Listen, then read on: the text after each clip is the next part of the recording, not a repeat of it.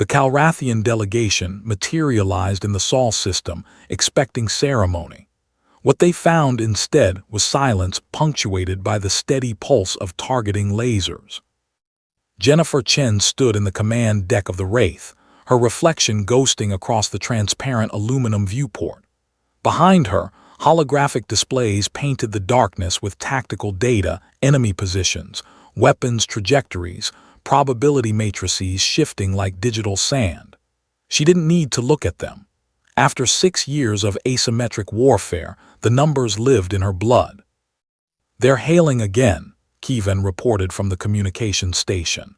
His fingers moved across the haptic interface with practiced efficiency, each gesture leaving trails of bioluminescent light in the air. Same message. They want to negotiate terms of Earth's surrender with our military leadership. Jennifer's lips curved into something that wasn't quite a smile. "Tell them we are the military leadership." Kevin's dark eyes met hers, and she saw the same cold calculation that stared back at her from the mirror each morning. They'd been children when the Calrathians first arrived, when humanity still believed diplomacy could bridge the gap between species separated by 3,000 light-years of evolutionary divergence. That naivety had cost Earth 12 billion lives in the first month alone. The Calrathians had expected generals, officers with medals and hierarchies, strategists who moved armies like chess pieces across battlefields.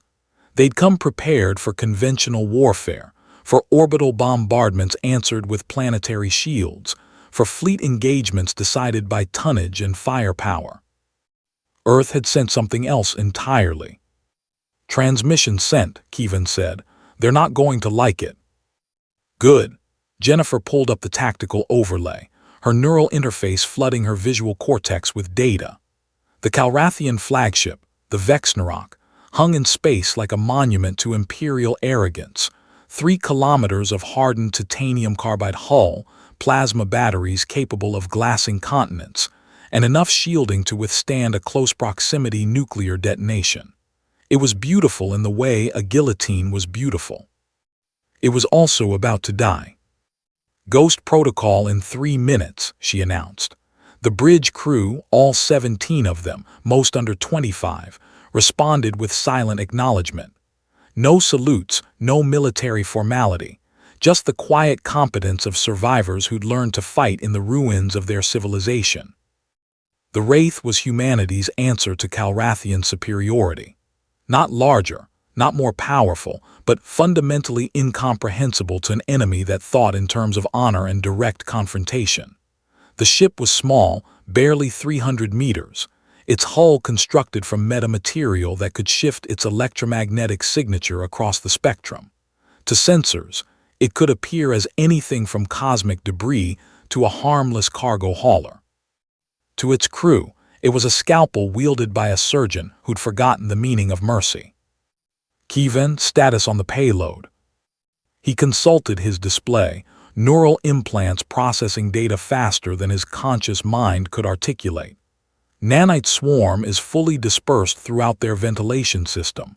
16 hours since initial infiltration. They still haven't detected it." Jennifer nodded. 16 hours ago, what appeared to be a routine meteor shower had peppered the Calrathian fleet. Standard procedure called for shields, which they'd raised. What standard procedure didn't account for was that 3 of those meteors were ballistic shells containing several trillion self-replicating nanomachines, each no larger than a virus, each programmed with a singular purpose. The Calrathians had developed their military doctrine over 10,000 years of conquest. They understood sieges and sorties, flanking maneuvers and tactical retreats. What they couldn't comprehend was an enemy willing to weaponize patience itself. "They're launching interceptors," reported Sasha from Tactical. "Looks like they're finally getting nervous." Jennifer watched the holographic display as small craft began bleeding from the Vexnarok's launch bays, sleek fighters designed for space superiority, each one crewed by warriors who'd trained their entire lives for combat. They moved in perfect formation, a dance of death refined across millennia. Scatter protocol, Jennifer ordered.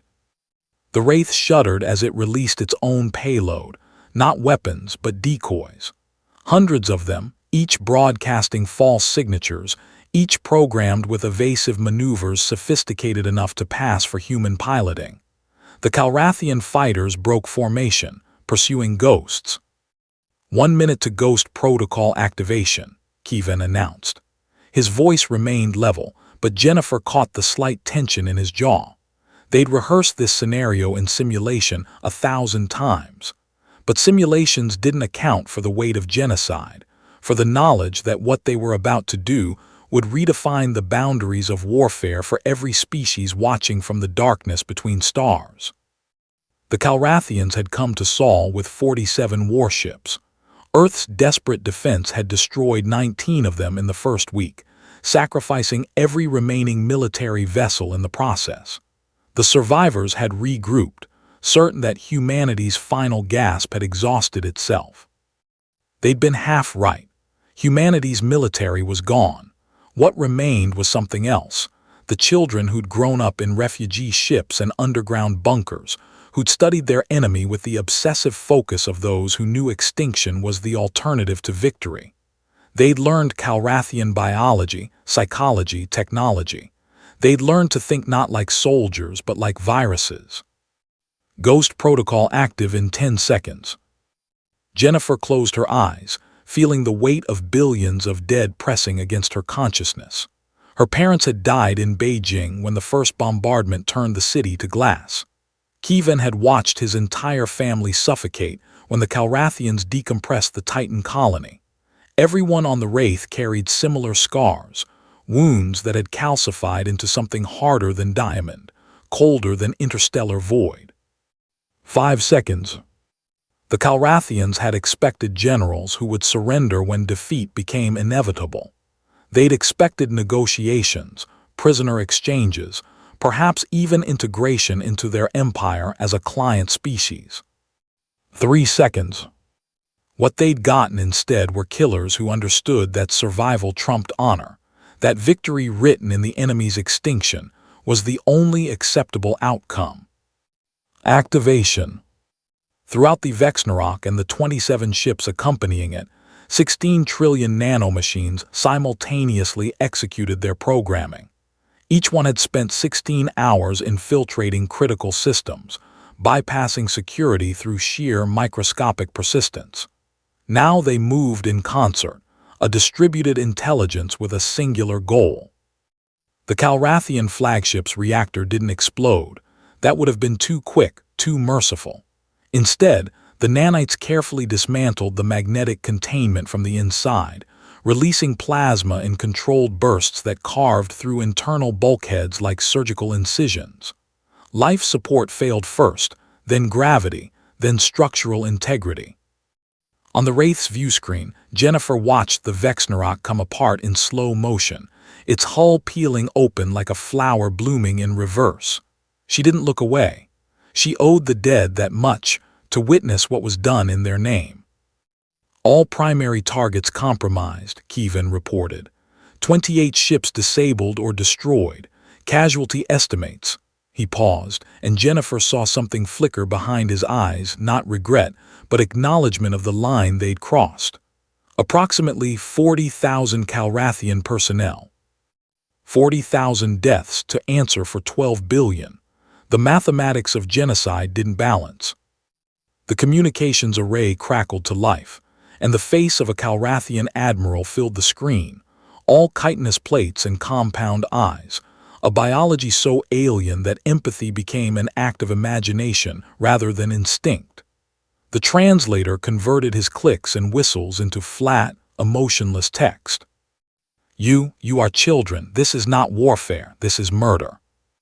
Jennifer met those alien eyes without flinching. You came to our home. You killed our families. You expected us to fight like you with honor, with rules. She leaned forward, and her voice dropped to a whisper that somehow carried more weight than a shout. We're not generals.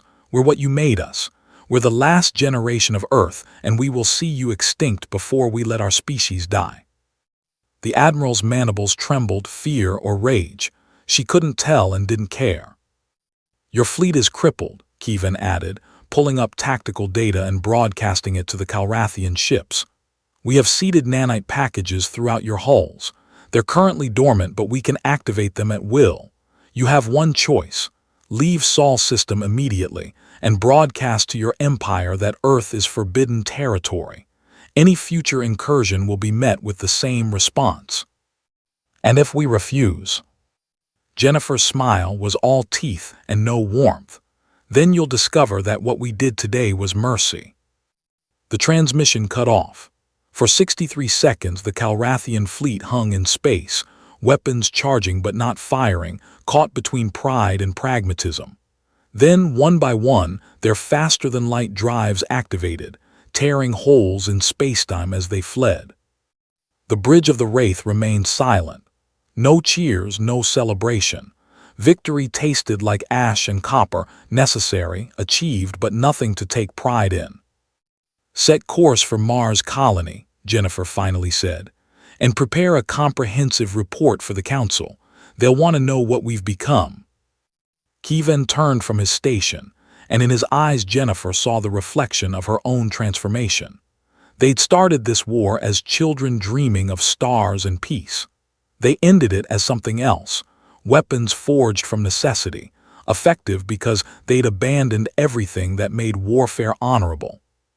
The Calrathians had expected generals.